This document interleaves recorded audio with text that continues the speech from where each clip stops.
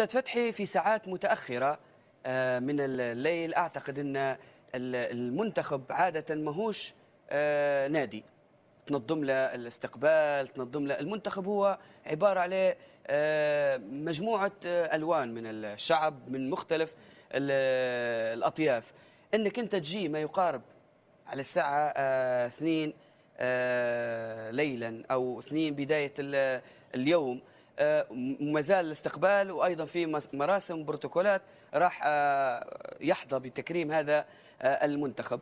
كيف تشوف في هذه اللقطة، وكيف تشوف أيضا هذا الامتداد للمنتخب المغربي؟ لا، شوف، المنتخب المغربي يستحق استقبال شعبي كبير في الشوارع، في الرباط، في غيره، لأنه ساعة توقيت الساعة 2 أو 3 الصبح. التوقيت يتزامن مع مقابلة أخرى، الأرجنتين وسويسرا، ثم التوقيت معناها في مطار، معناها مكان بعيد على وسط العاصمة، ولكن في نفس الوقت رد اعتبار للاعبين، يقولون بارك الله فيكم، شكرا لكم على اللي قدمتوه. لكن أنا ننتظر استقبال بشكل آخر، بشكل رسمي شعبي الساعة، ثم رسمي بطبيعة الحال.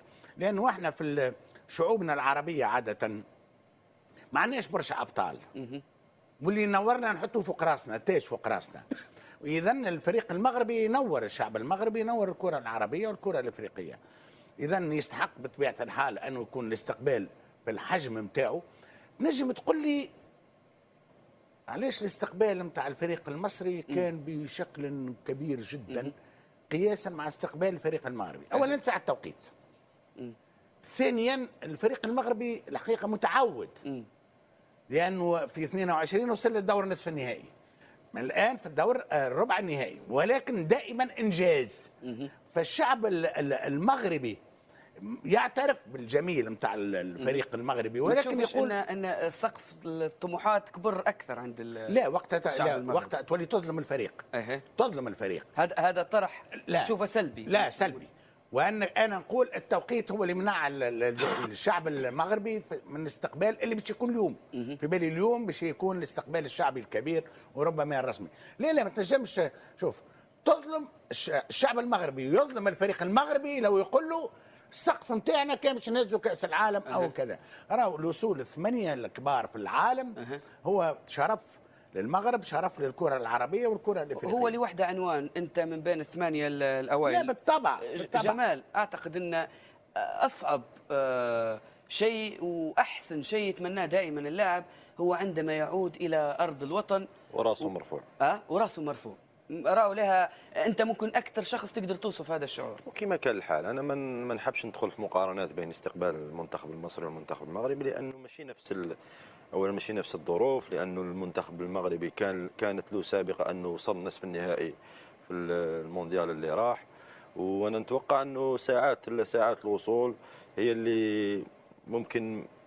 انا اتوقع انه راح يكون استقبال شعبي ورسمي في الساعات القادمه، لانه اليوم نتوقع وكما قال الاستاذ فتحي، يعني ما لازمش نظلموا المنتخب يعني بامور، يعني لانهم شفنا انه حاولوا كثير ولعبوا، ادوا اللي عليهم وجاوا دخلوا رجعوا لبلادهم وقابلوا شعبهم براس مرفوع، يعني ما رجعوش يعني خايبين، ولا انا ما نشوفهاش خيبه امل. الاستراتيجيه ما تتوقعهاش تنتهي عند هذا الحد؟ لا بالعكس لانك تظلم المنتخب وتظلم المدرب وتظلم جيل كله. يعني الناس جالسه، المنتخب جالس نشوفوه في تطور، في شبان جايين من بعيد يلعبوا كره قدم مليح، الكره تاعهم راهي في ازدهار متزايد.